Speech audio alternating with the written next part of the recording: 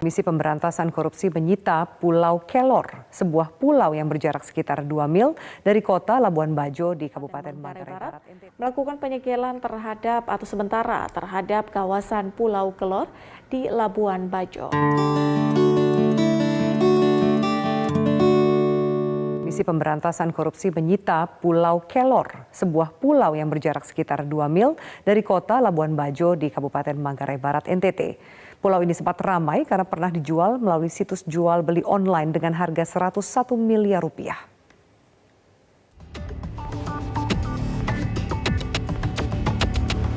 Dengan menggunakan speedboat, tim dari Komisi Pemberantasan Korupsi yang dipimpin langsung oleh Wakil Ketua KPK Nawawi Pobolanggo mendatangi langsung Pulau Kelor.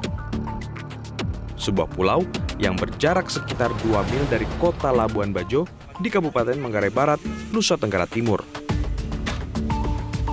KPK terpaksa menyita pulau ini karena penguasaan Pulau Kelor dinyatakan ilegal dan telah melanggar tindak pidana. Nawawi menegaskan, kegiatan ini dilakukan dalam rangka penertiban aset-aset negara dan pengoptimalisasian peningkatan anggaran pendapatan daerah berupa pajak. Datang tadi ke hotel-hotel dan lain sebagainya, itu semua dalam kaitannya itu program optimalisasi pendapatan daerah melalui sektor pajak daerah. Kemudian mengenai soal penertiban aset, ya termasuk yang kita lakukan seperti yang saat sekarang ini. Bupati Manggarai Barat, Edistasius Endi mengaku tanah di Pulau Kelor tidak boleh dijual belikan. Sebab, kendati Pulau Kelor sudah mengantongi izin hak guna bangunan, namun sudah lebih dari 10 tahun pemilik tidak pernah memanfaatkan HGB tersebut.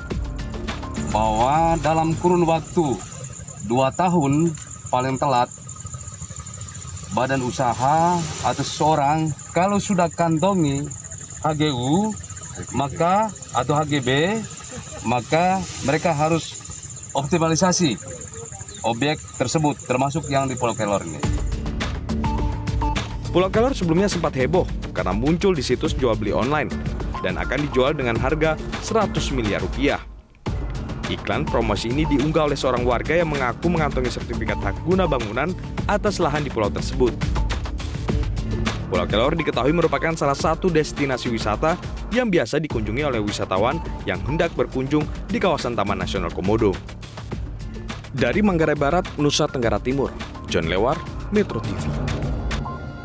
Kabupaten Manggarai Barat melakukan penyegelan sementara terhadap kawasan Pulau Kelor di Labuan Bajo. Penyegelan dilakukan menyusul status lahan tersebut masuk dalam kategori tanah terlantar dan sebelumnya pernah dicoba dijual di salah satu situs jual beli online. Komisi Pemberantasan Korupsi bersama pemerintah Kabupaten Manggarai Barat, Nusa Tenggara Timur melakukan penyegelan sementara kawasan wisata Pulau Kelor di Labuan Bajo. Penyegelan dilakukan oleh Bupati Manggarai Barat, Edistasius Endi, dan didampingi oleh Wakil Pimpinan KPK, Nawawi Pobolanggo. Bupati Manggarai Barat mengatakan, sesuai aturan yang berlaku, penyegelan pada sebagian kawasan Pulau Kelor ini dilakukan setelah sebagian area tersebut telah dikategorikan sebagai tanah terlantar, karena tidak lagi memiliki sertifikat hak guna bangunan sejak tahun 2013. Tidak ada aktivitas di atas lahan tersebut, ya, maka itu kategorinya tanah terlantar. Karena ini adalah pulau kecil, ya, sebagaimana amanat Undang-Undang Nomor 23 Tahun 2014, kewenangan terkait dengan pulau-pulau kecil itu adalah provinsi.